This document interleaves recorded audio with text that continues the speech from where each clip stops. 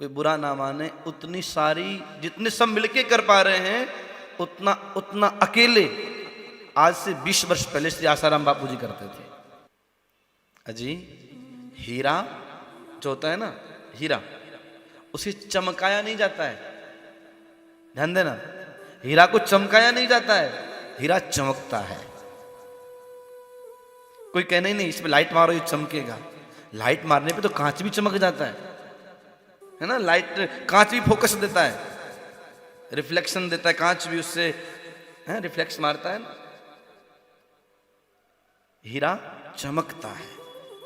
इसी प्रकार हमारे गुण, हमारी योग्यता ऐसी हो कि हमें किसी को कह करके कहलवाना ना पड़े, हमारे गुणों के द्वारा, हमारे प्रभाव के द्वारा।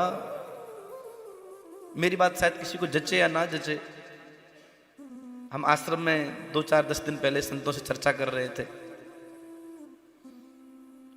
मैं किसी का पक्ष में नहीं हूं, ना किसी का विरोधी हूं, पर सच्चाई का समर्थन करता हूं कि आज जितने संत मिलकर के राष्ट्र की, देश को बचाने की बात कर रहे हैं, वर्तमान समय में जितने भी है ना वक्ता हैं, मिलकर के राष्ट्र को, देश को, धर्म को, गाय को बचाने की बात कर रहे हैं, कोई बुरा ना माने, उतनी सारी जितने सब मिलके कर पा रहे हैं उतना उतना अकेले आज से 20 वर्ष पहले श्री आसाराम बापू जी करते थे।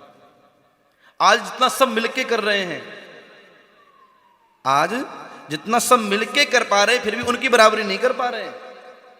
वो अकेले मिलकर के जितने राष्ट्र की, देश की, धर्म की बात करते थे, कितने बच्चों ने माता पिता का पूजन करना प्रारंभ कर दिया, कितने बच्चों ने ब्रह्मचर्य का पालन करना प्रारंभ कर दिया।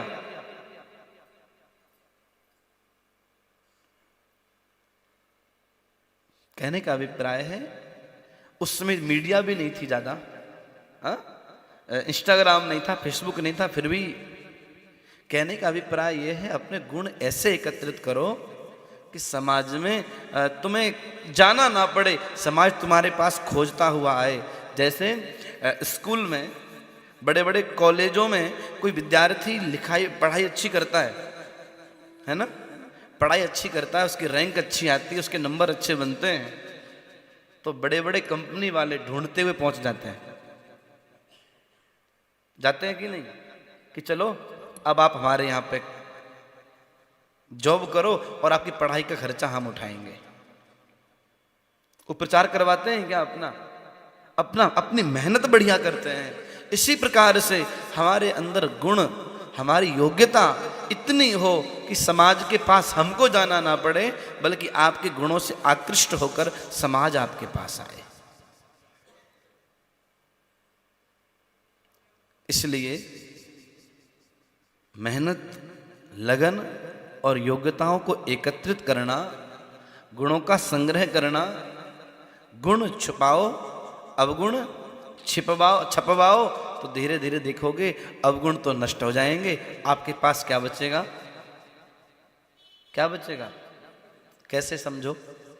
आपके पास 2 चीजें हैं, चांदी और सोना। सोना आपने छुपा के रख दिया घर के अंदर, चांदी को बेच बेच के काम चला रहे हो, सारी चांदी खर्च हो गई, तो घर में क्या बचेगा? बोलिए ना। जिसको खर्च कर दिया वो आपके पास में रहेगा क्या? नहीं रहेगा। इसी प्रकार से अगर आपके गुणों को आपने समाज में प्रकट कर दिया और लोगों ने आपके गुणों की चर्चा करना प्रारंभ कर दिया, धीरे धीरे करके लोग आपकी बहुत चर्चा करने लगे, तो फिर आपके अंदर गुण बचेंगे ही नहीं, चर्चा में चला गया ना। इसीलिए अपने गुणों को तो छुपाना है, अंदर रखना है। हमारे वृंदावन में एक संत हैं, नाम नहीं बताऊंगा, जगह भी नहीं बताऊंगा, उन्होंने अपने कुटिया के बाहर लिखवा रखा है, नहीं चलो कहना अच्छी बात नहीं है, तो कई लोग अपनी योग्यता को छपवा देते हैं। नहीं, गुणों को प्रकट नहीं करना, और अवगुणों को छुपाना नहीं। आप सोचो, अगर आपने अपने गुणों, अब हमारे गुण हमें दिखाई कब पड़ते हैं? कब दिखाई पड़ते हैं? बोलिए ना। आपके गुण आपको तब दिखाई पड़ते हैं जब वो गुण आपके अंदर नहीं होते।